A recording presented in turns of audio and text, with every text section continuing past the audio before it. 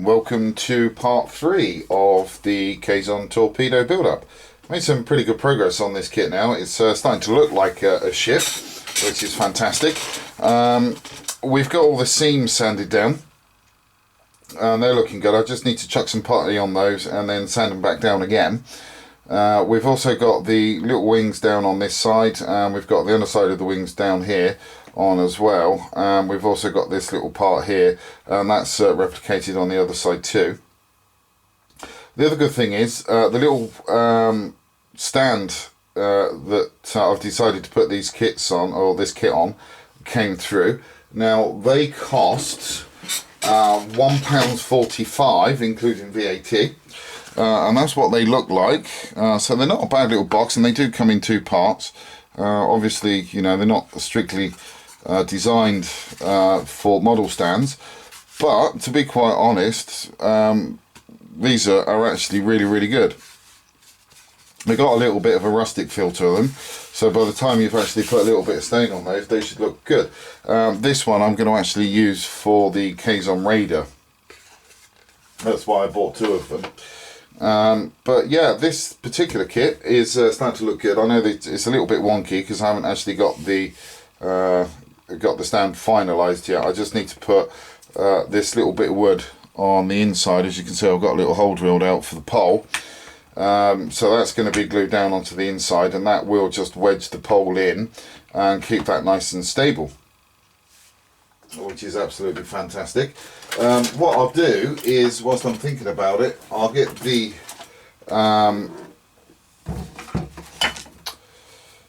power bench out, the bench power supply out, and we can take a little look at the lights for this, because they are up and running as well. I just need to put it back to a torpedo on a stick mode, just to show you these. And I might need to turn out some of the lights as well. So I have to remove things from my bench because it's not really that big. Okay, so let's just turn some of the lights out here so we can get a better shot of what this looks like.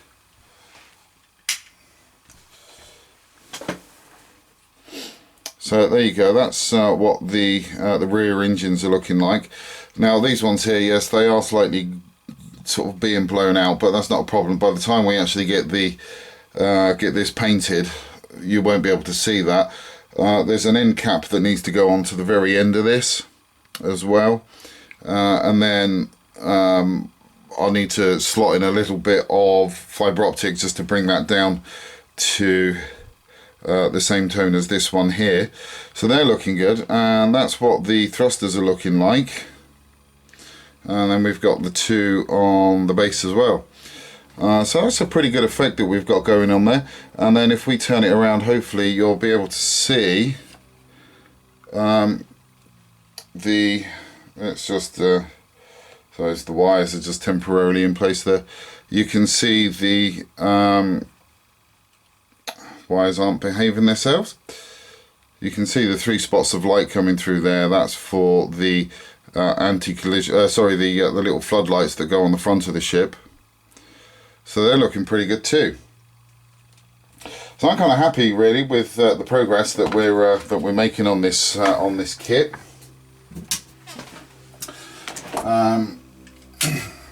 As I say, this was never really going to be a very long build, to be honest, because it is such a small kit. But you can actually see quite a bit of detail coming through on that really. So hopefully by the time it's painted, that should be pretty good. So all I need to do is, as I say, just get the putty in the seams there. There's also around the sort of some of the wings there, you can see at the base we need to get some putty in, and also sort of down those bits there, and also sort of on those ones there, and it's pretty much all the same on those. I've had a go at sanding this down again, still not too happy. I think I might just have to build that up with a little bit of primer really, more than anything else. But I reckon within the next sort of couple of days of just sort of putty and sanding, we'll be able to get this into a ship-shape and Bristol fashion fairly quickly, and hopefully I should be able to start putting some paint on this sort of at some stage next week. I just really want to try it at the moment, and finish the Voyager off, and I also want to try and get the last few bits done to the Mustang as well for the bladder cancer group build, because I've also got another car to do at some point. Well, I need to get that done before the 7th of June, but that shouldn't take too long at all, because that's only a 120. I'll put my teeth back in, sorry. That's only a 1/25th scale model, so it shouldn't take too long to do at all. I can't imagine that actually sort of going anything over 2 weeks. But that's about it for the moment. I will come back to you as soon as we've got this wee beastie ready for its first layer of paint. Welcome to part 3 of the Kazon Torpedo build-up. I started doing all the putty work, and as you can see by this, there's plenty of it. Obviously there's some areas like here that just need to get tidy up really. That's just where I've been taking it down. I just need to clean that up with a little bit of water, and that'll be fine. These areas I'm just letting dry off completely, and then I'll just go in with my little sander, and then just sand all those edges down smooth again, and that'll be fine. And once that's done, I'll then just need to wash it all down completely. Well, not wash it all down, because I've got electronics in there now, so I'll just sort of pat it all down with a cloth, just to get rid of all of the residue that's on there, and that should hopefully be fine. I've been working on the stand for this kit as well, and this is what it's looking like. So it's a little stand. It did look like that to begin with, and so this is what it looks like now. I used a bit of colour on wood dye, Jacobean dark oak, to darken this down. I just put one layer on that, and then I sealed this with a matte lacquer. But what I then need to do really is go over this with a semi-gloss on the top, because I have designed a decal along with my good friend Mitch, which will sit on the stand just like so. I mean, that's just a paper template that I've knocked up on PowerPoint, just to sort of get the rough scale, and then I cut it out just to make sure that it would fit on there, which it does, which is fantastic. So I can now go ahead and get that printed up on transparent decal paper, and I'll most probably end up letting that dry off and then putting the decal paper back in again, and hoping to God that I get it the right way around, and then print that again, so it just sort of puts double the colour on it really, just to help the decal paper make sure that we don't get any of the brown coming through. And then once that's on there, once the decal's on there and it's dried, I'll then hit that with another coat of the matte paint, just to make sure that that stays in place and doesn't come off. But that's about where we are on that. I just need to decide which side of this square is going to be the back end, because I just need to put the drill a hole for the power jack that goes in there, and I also need to drill a hole at the back as well, just for the little push on and off button. But that's about where we are at the moment. Not too far along, but once we've got all of those seams sorted out, that will sort of speed up the whole process. It won't be too long. Once we've got those seams dealt with, it won't be too long before we can move on to the next stage of painting it. And this being as small as it is, shouldn't take too long at all.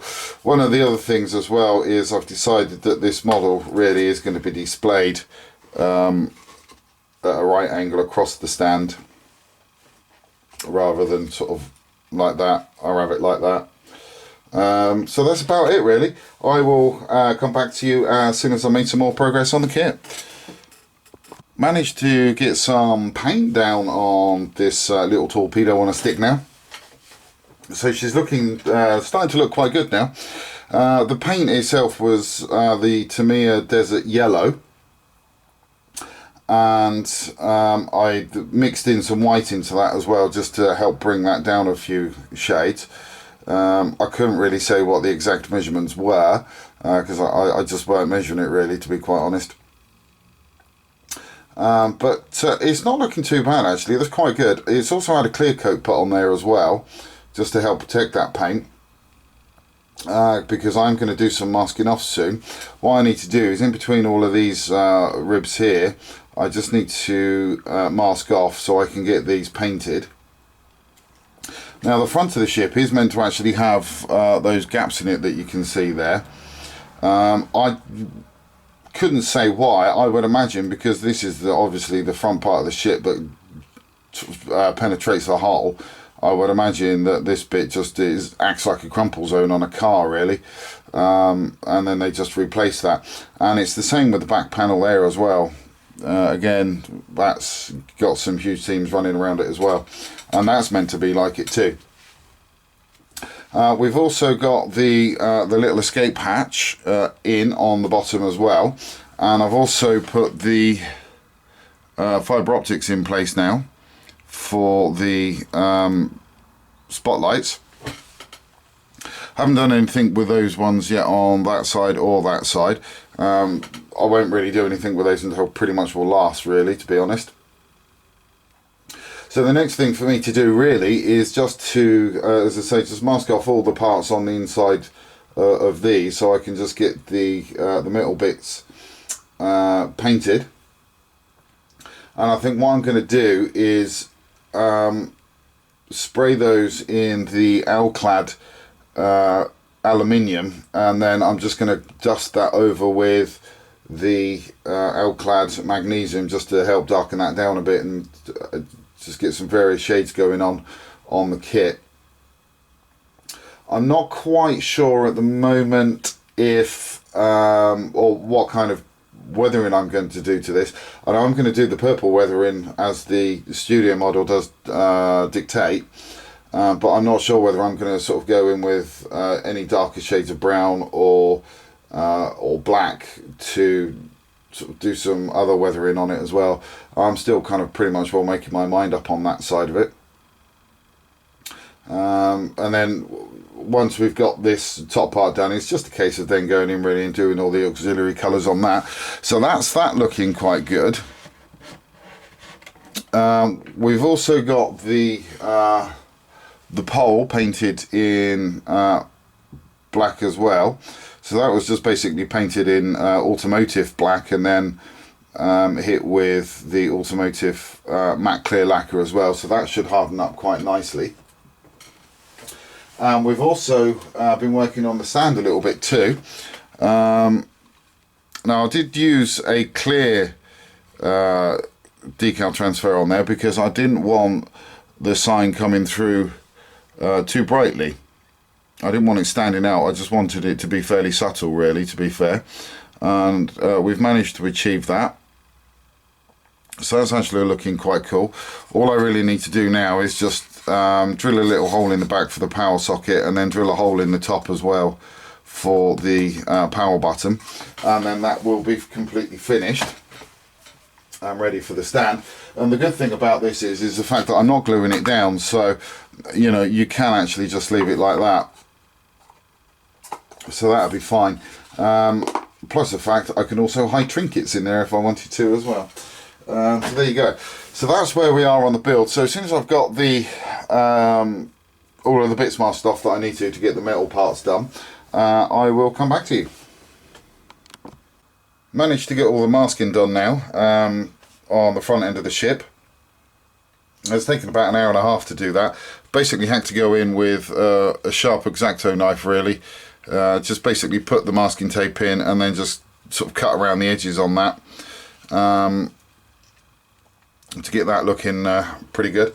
So the next job on this now is to just go in around this area, the whole of the front area, and do it with the L-clads, and hopefully get that looking pretty good. So I'm going to go ahead and get that done, and I think this video is getting a bit long, so I will catch up with you in part 4, where hopefully we'll have the whole of the front end of the ship finished. So thanks for watching, and please do take care.